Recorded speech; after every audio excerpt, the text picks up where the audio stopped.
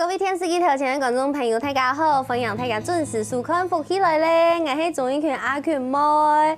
到亚洲时节啦，大家就听错会说一个果子，那种果子可能大家屋卡就会对到黏黏，就会有冻到那样的果子，就会呀甘美。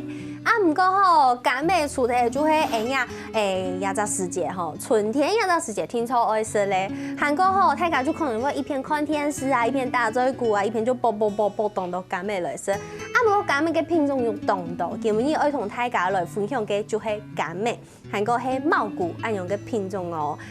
今日要邀請到來到福起來咧，同大家來分享嘅一位來賓哦，佢當後生係來自台中董事啊，講有太浦鄉嘅後生嘅，歡迎俊偉，歡迎。大家好，我係呂俊偉，我在台中董事，我目前係種甘啊。主要是茂谷柑为大宗。那今天很高兴可以来到客家电视台介绍我们家栽种的茂谷柑。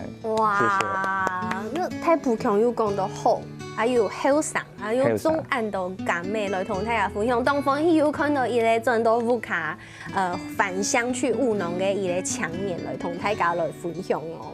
對。你其實唔單唱種茂谷柑。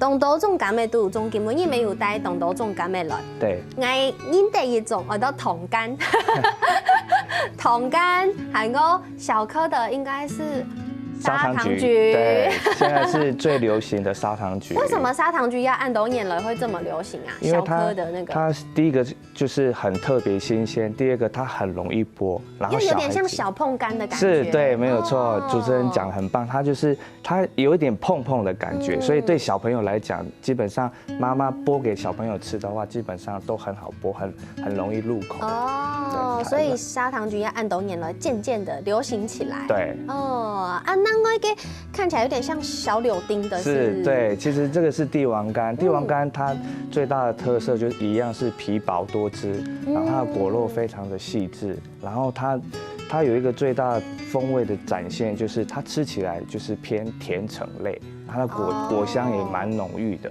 所以也是這幾年非常夯的一個新興的品系。而家見講嘅都後來是見標嘅、見出嘅，但係基本依家是拍嘅可能會見睇到阿權妹眼。一直有口水的聲音，因為想到嘅甘美跟米西啊，就是會不由自主的想要分泌口水，因為酸尿跟米西大家都懂好聲。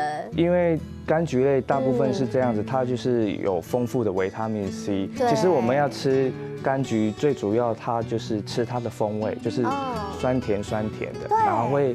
當你想到這個黃澄澄的果實的時候，你的唾液就會一直去分泌。你在吞口水。對，有想食到某嘛該酸味，就是可能是比較後期的碰柑，有時候就會完全沒有酸味，對，會少有甜蜜聽。對，會少了一些好像橘子的原生基因的香氣。對，就感覺好像少了什麼。對，鼓手給我們就會同大家來分享，有些的酸尿又甜的。茂谷柑，我們現在來講這個茂谷柑，因為這個俊偉家的大宗是出茂谷柑嘛，對不對？茂谷柑它可以提色係嘛柑？其實我們家的茂谷，其實我們最主要產地是在東勢區民政里，其實是全台灣最知名的茂谷柑產地。對，其實我們的大安溪河畔的沖刷地，其實它的有機質含量非常的豐富，然後背後又靠山，所以在天時地利的老天爺給我們最好的禮物之下，還有我們農民，其實會花很多的專業跟心思在它的風味的呈現上做很多的努力。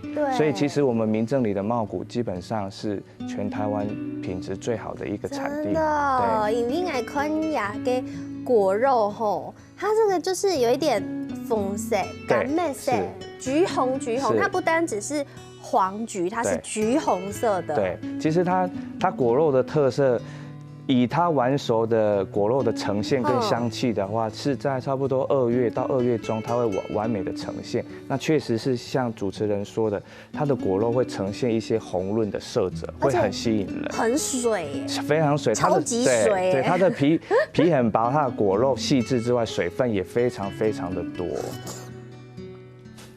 真的很水。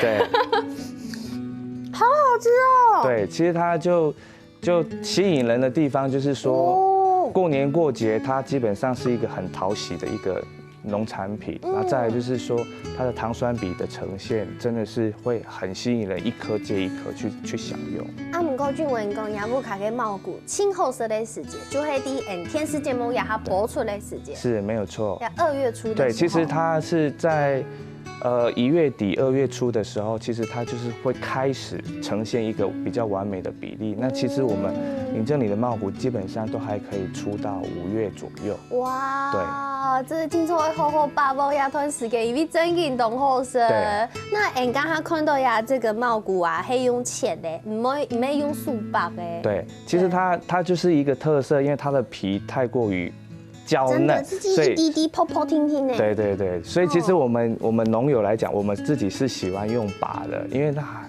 就是我们喜欢吃橘子的特色。那有没有按用就是流都蛮耐的？不会，其实我们在剥是还蛮顺手，但是你们功夫比较好。对对对，因为我们种也要懂得吃，对对对，懂得享用啊。其实但消费者一般他剥的汤汤水水，我们就建议像切柳丁一样用刀切的，一半一半的。它其实都还蛮顺口，蛮方便的。对，有韩国真运动好势，故说提倡大家，无 Q 用嘅橄榄有无 Q 用嘅生法啦，像烹橄就是用手剥，砂糖橘也是用剥，对。对，那茂谷啊，没高手的话，就可能会用切的哦，真的哦，才不会流到全部都是汤这样子。啊，讲到呀种柑的啊，大家就会有记忆问去市场买柑的嘅时节，啊，看到呀柑的可能会有一些些的糊糊。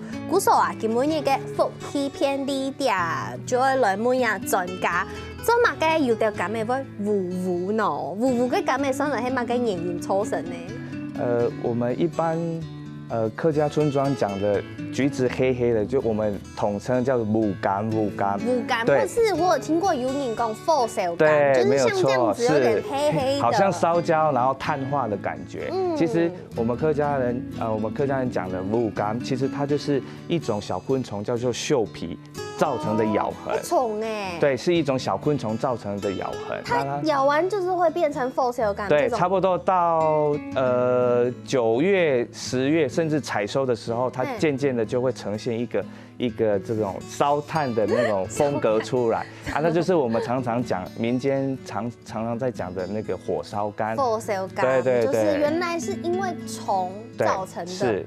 我以为是晒伤被太阳晒黑，就像我们皮肤一样啊，晒就会糊啊，对，就是晒黑。对，那其实，在茂谷里面，它烧伤的橘子又有另外一种的状态的呈现。这个是刚刚俊伟本来给烧伤的，这是真的晒伤。对，这就是真正我们太阳所造成的物理伤害。可是它外表完全看不出来，你就会嗡嗡，然后。可能外表没有那么橘红，但是基本上看不出来。对，那它晒伤的那个点啊，其实它在里面的果肉的呈现，果汁其实是会很干的。哦，有爱面豆。对，硬啊。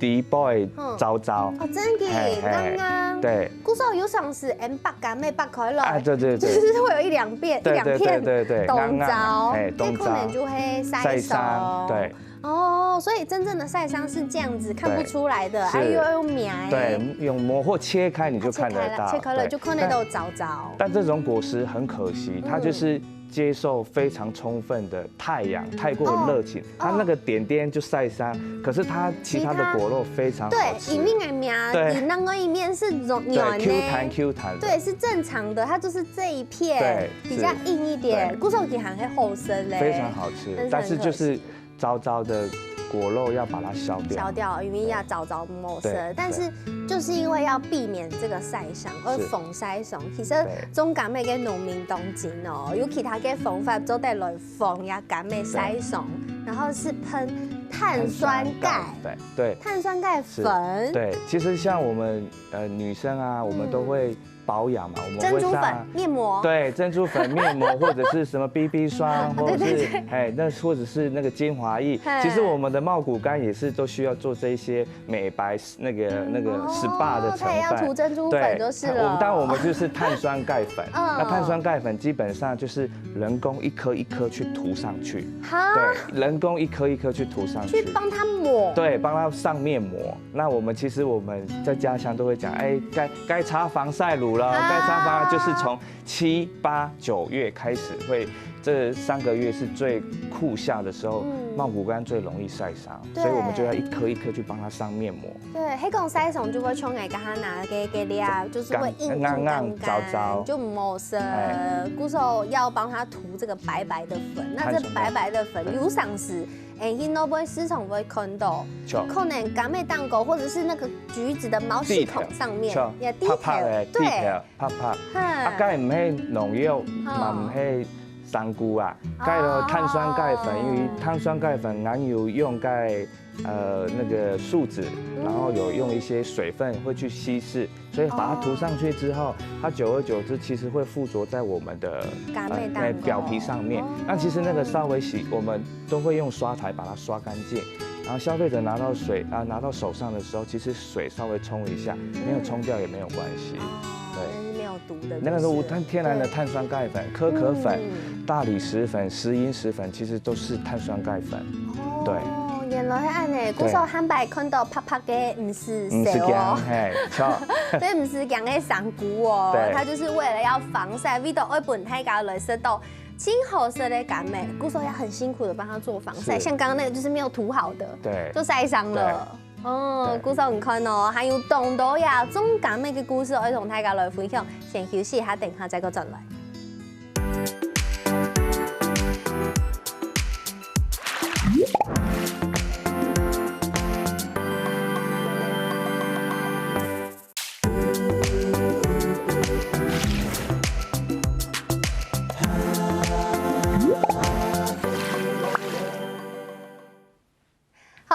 大家又轉到福起來咧，我係總一權阿權妹，今日嘅節目當中，我同大家來分享柑美，有請到對董事來嘅準備來同大家來分享其中嘅柑美，個係茂谷柑。剛剛有講到當到照顧柑美嘅優良，比如講可能要幫他塗鈣粉，要幫他塗防曬，除咗以外，還有青島會同大家來分享嘅哦，比如講。像是俊偉，你自己可以用这个草生栽培法。对，那这个草生栽培法，当然它有一个规则或者是方法可以去遵循，但是有懂到年营嘅冇共用，比如讲自己嘅农田嘅环境啊，也係講自己種嘅方式冇共用。聽說你自己有研究出一個最適合你自己操作的一個方式，它是有個週期的。对，其实草生栽培是这近10年、20年最需要去推广的一些很基本的种植方式啊。那其实我们柑橘类其实蛮不错，有一点蛮好抓的方式，就是它生命周期其实蛮固定的。那其实草生栽培是这样，它会保湿会保温，但是在6、7、8月就是梅雨季节跟台风季的时候，我们的水分非常的多，然后园区的那个湿度很高。对。那其实我们在草生对又热，那其实园区只要热湿度又高的话，就容易产生病害的滋生。所以我们就尽可能在草生栽培的草的高度，我们尽可能把它留短。那它在水分的那个湿度的影响，就比较不容易有一些病菌的滋生。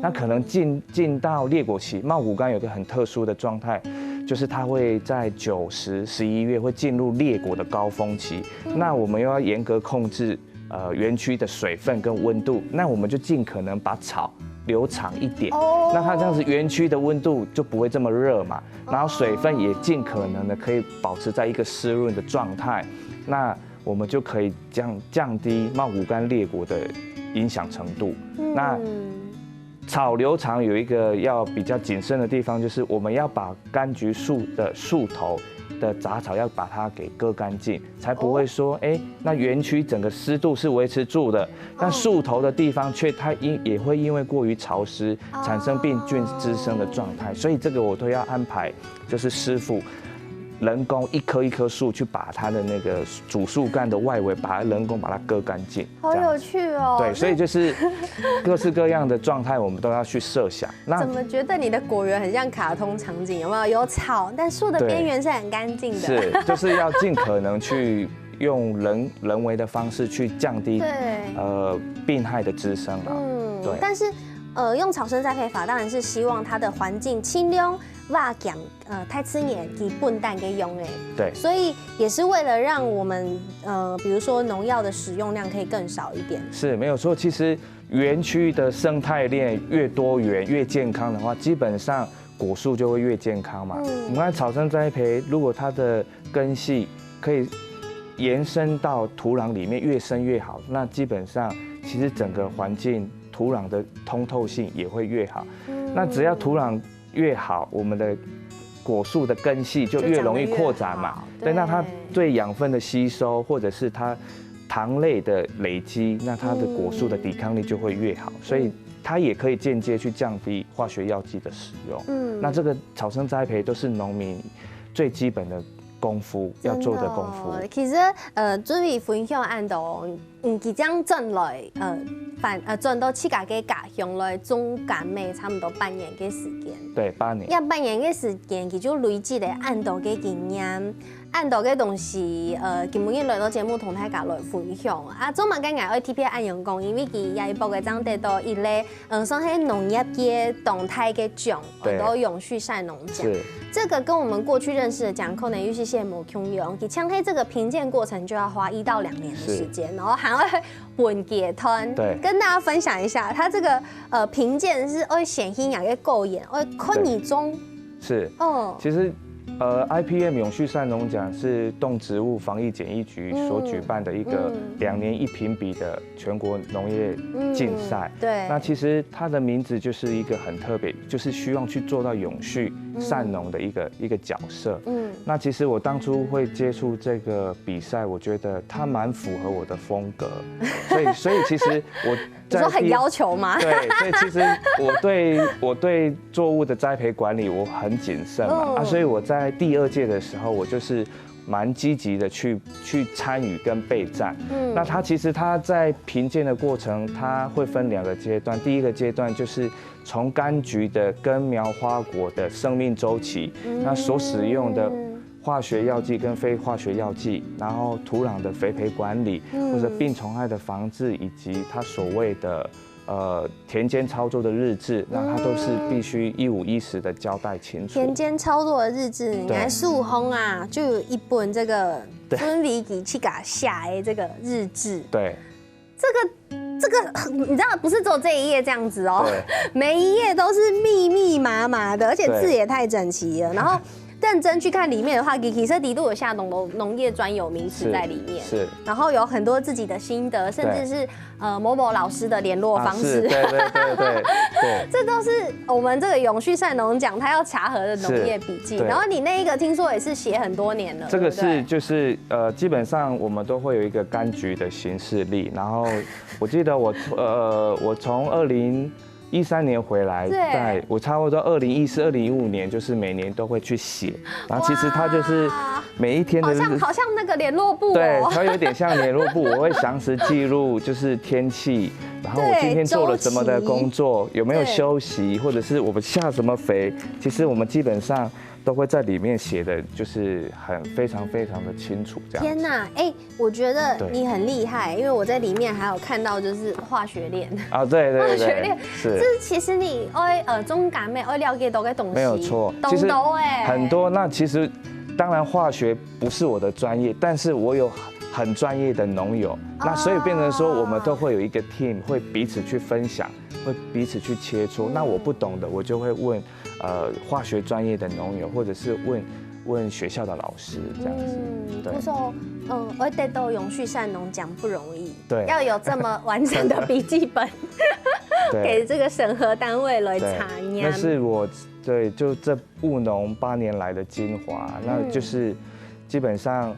我也是很乐于学习跟乐于分享，那基本上我都会比较秉持着就是敞开分享的态度去跟农友，那年纪大的或者是同辈的去分享我自己的农药的专业跟肥培管理的专业。有感觉会出来啊，其实我做准备有用去甲比较科学的做法。对，还有上年韩国人嘅专业其实你本来系工程师啊，对，工程师，然后因为乌卡已经中感美当久，阿公就开始中哎，对，没有错。寒舍嘅时间算系啲感美演天书哎，对，小时候就是在田园里面奔跑嘛，对，然后我们就是从小基本上没有寒暑假，然后我们就是都是要帮家里的父母亲、阿公阿嬷去帮忙农务。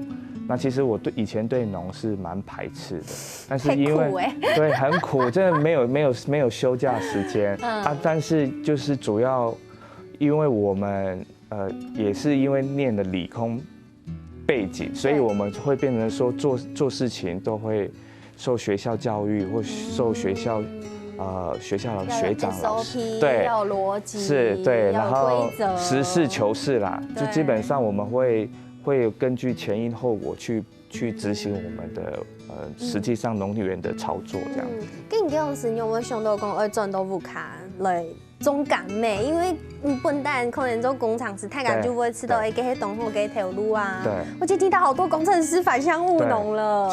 其实我是这样，因为我们从小我爸爸妈妈就是自己种自己卖，那我本身也会耳濡目染，我也会帮家里去做宅配贩售水果的功课。对，但是其实卖到最后都会告诉人家说，我们家的水果很安心，但怎么安心的，怎么种的我不知道。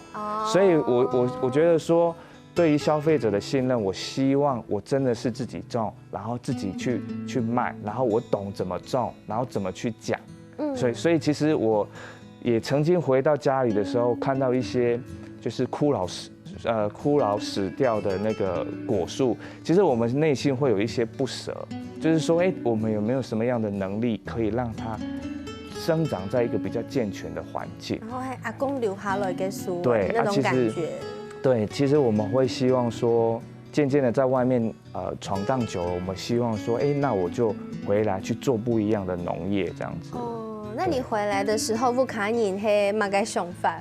其实我爸爸当初非常的反对，非常对，因为毕竟我也算是不错的学历，也在大集团服务，对，在大集团服务，所以他希望说，他务农一辈子，他不希望自己的小孩这么辛苦，所以我们回去做的时候，他几乎是爆炸的状态，哇，包括到现在他还是很不能谅解。所以但我们觉得说，现在我自己也当爸爸，我蛮能体会他的心情，对，因为这一些基本上都是人生必经的路了，我很能体会他现在的心情，对，因为务农就是我们有技术，我们有能力，但最后决定权还是老天爷，对，是老天爷给我们的。所以我相信准备应该没有感受到爸爸那个时候。焦虑，对，焦虑，因为我自己也历经过茂谷产业凄惨的惨，所以我也是这样子挺过来，我也是这样子熬过来。这8年你就遇到了？我回来还好光景还维持2年，可是后来就急速的跌到谷底，然后我基本上我已经历经了6年的产业。凄惨的惨，但我也是这样子，还是继续坚持到现在，对，且战且走，就是坚持到现在。对。到底是什么力量支持你一路行都压哈？我们的想法其实很简单，就是选择一项志业或者是目标的时候，我们就是坚持到底。那其实当然我这一路走来很辛苦，但也很多贵人，包括前集团的同事、长官，还有姐姐，然后我周遭的同学、好朋友，还有相信我的客人，其实他看得出来我们的专业跟执着，所以我们在历经这些波动，崩盘的状态，或者是果实一些 NG 的状态，他们就是一句话，就是挺到底。所以我变成说，他们挺到底的前提跟力量，也会让我继续的走下去。对。古时候你看，唔但像有懂得辛苦嘅歌唱，还有大家懂唔知嘅那种按凄惨嘅情形。古时候务农真的很辛苦，还有懂得内容同故事要同大家分享，先休息一下，等下再个转来。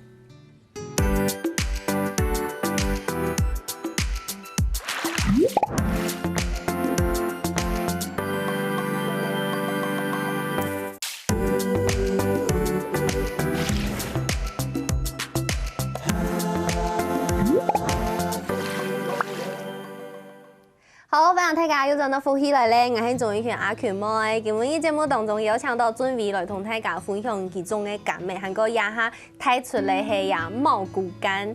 準備當期片基本但係這個學理工科的是工廠師弟，喺公司上班。不過半年前不知道是什麼原因啊，轉到自家嘅家鄉，決定要轉去繼續接觸阿母卡嘅感美研，頭擺喺阿公中，也下爸爸喊啲嘅中。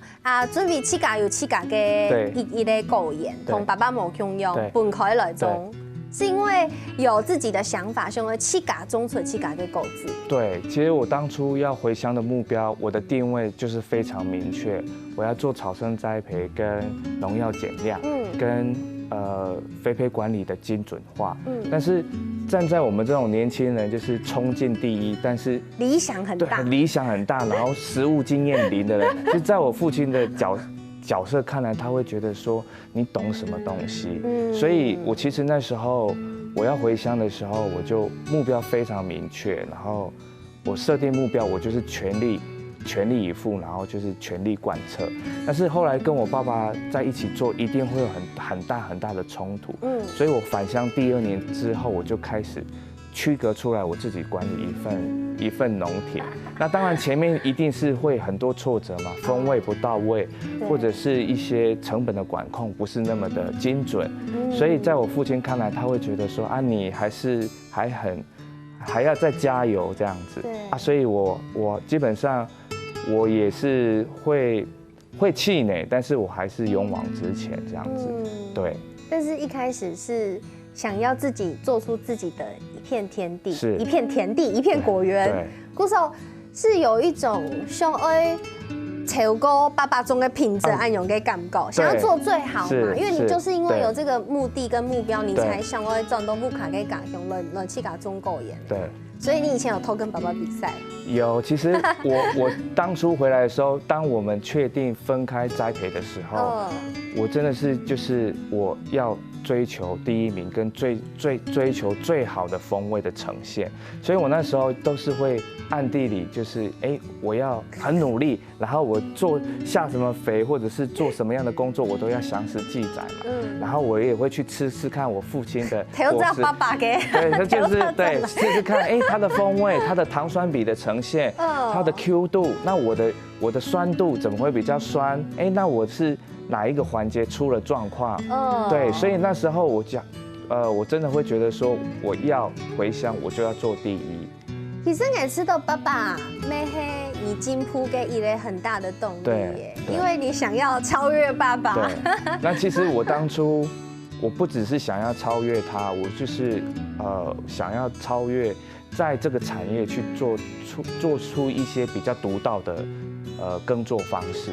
對，但是像我這幾年開始靜心沉想之後，其實大自然有大自然的規則，然後父親有他父親比較友善的一些栽培管理，其實他是可以讓我成為我的目標，但是我覺得我不應該是去跟他競爭的角色，而是應該他的理念跟他的心境是用一種比較傳承的方式，然後傳承在我身上，然後漸漸的可能讓我去不要這麼的衝動，然後比較沉穩這樣子。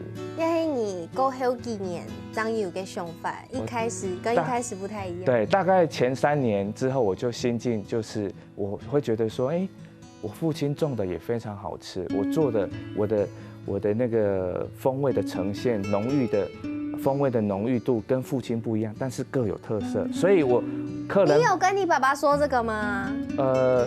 我沒有在他面前講，但是客人來的時候，我都會一五一十的介紹。我知道，因為客人會說，會聽，對，你跟你爸爸都有種，那你跟你爸爸對有什麼不一樣？對，我都會現場跟你說，我都會說我父親的比較順口，比較甘甜，但是我的風味比較沉，比較厚實。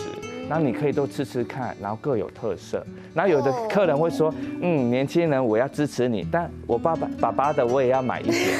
對，所以現場我在展售，基本上在我的家鄉展售，基本上我都會一五一十的告訴客人每一種每位農夫種出來，我父親跟我種出來，還有每一個田地風味的差異，然後讓他們自己靜心去感受。對。也吃到安永跟互动蛮好的，我自己听起来我觉得蛮开心的。他会在旁边默默的听，但是他会不干涉我，但是他这几年我真的会觉得说，包括有媒体朋友问我说，哎，你后来超越你爸爸了吗？其实我都会跟他说，我真的觉得我那时候的想法太幼稚，就是我应该去尊重他的作为，然后他的管理模式，但是我可以去跟他解释他为什么要这样子做，科学的根基是什么。但是我们应该是去同心齐力，去继续让这个产业更好，这才是对的。没听错。对，国家纪念，你用啥个心情可能因为有些没共用。是啊，因为我觉得这就是跟感美共用，中野酒，你花越多心思去经营它，它就慢慢的会有不一样的味道，可能会有某共用给感觉。没有错，真的，这是真的。哇，我看到准备咧后上瘾都某跟男转到不卡作为暗斗事情，其实听到这些故事我还蛮感动的，就是觉得你真的花了很多心思做这些事情，包含其实你即便在经营自己的果园。你还会同不卡给赶美拿去卖拿去销售，因为其实农民要卖这些农作物是很辛苦的，爱种又爱卖。你看爸爸妈妈给的年纪给斯坦人哪有体力可以按用卖？对，其实你自己也经历过这样销售的辛苦。对，其实我们工程师那个直觉很直啊，就是要把东西种好、种健康，然后就是给消费者好品质的一个水果，然后我那时候种出一个心得之后，我发现糟糕了，就是除了老客户支持之外，我其他的货怎么办？其他的水果怎么办？所以我记得我差不多在2018还是2019年，我就选择去农夫市集去展售。那其实，北部的展售的经验跟我们台中的市集或者菜市场展售的经验不大一样，所以基本上对，所以我上去台北展售，我记得是2018还是2019年的228假期，就上去那就没有经验，所以其实卖了从早上9点到下午2点我才卖第一个客人，其实那对我的挫折非常非常的大，然后我知道我的产品的风味是好的，但大家不认识我。对。但是因为我们这种个性就是我的东西好，但需要给我一点时间。你给我一点时间去突破，我有机会去突破。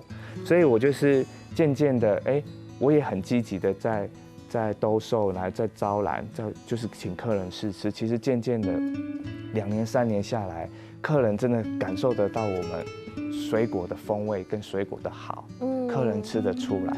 但是就是展售跟种植它一定是冲突的。对，我们一天24小时是有限的嘛。你有时间去种就没时间去卖。是，对，所以我自己也会了解说，种的时候，品质很好，但你的订单可能就不会突破。那你卖的时候，你的种植面你就会被扣分，被扣分的话，风味可能就会稍微的降低。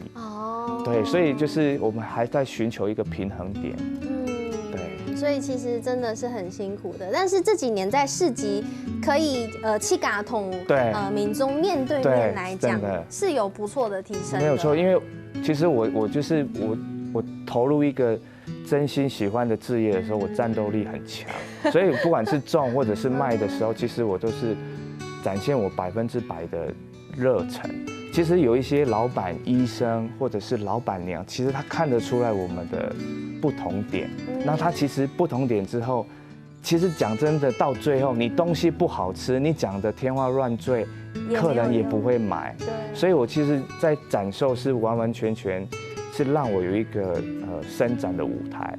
那基本上就是水果的风味的呈现，就好像我们5育均衡嘛，德智体群美。那它又要健康，它又要安心，然后它又要完美的风味比例。其实各方面我们都需要去做权衡，客人看得到我们的真诚。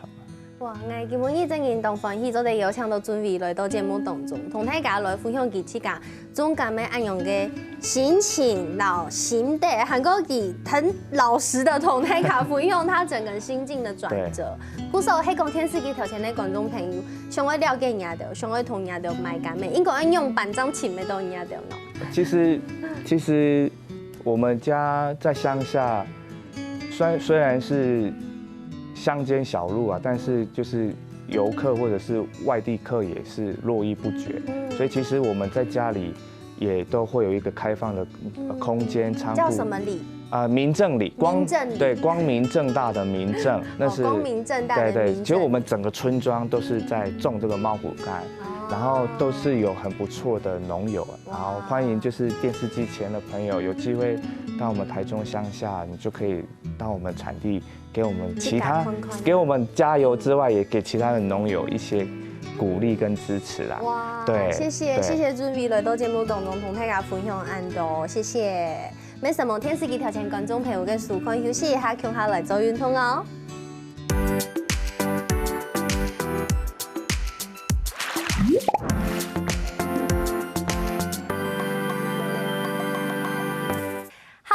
起來嘅朋友，記得去人哋面書網站，韓國聽嘅客家電視台嘅 YouTube 頻道，記得攞影片分享出去哦。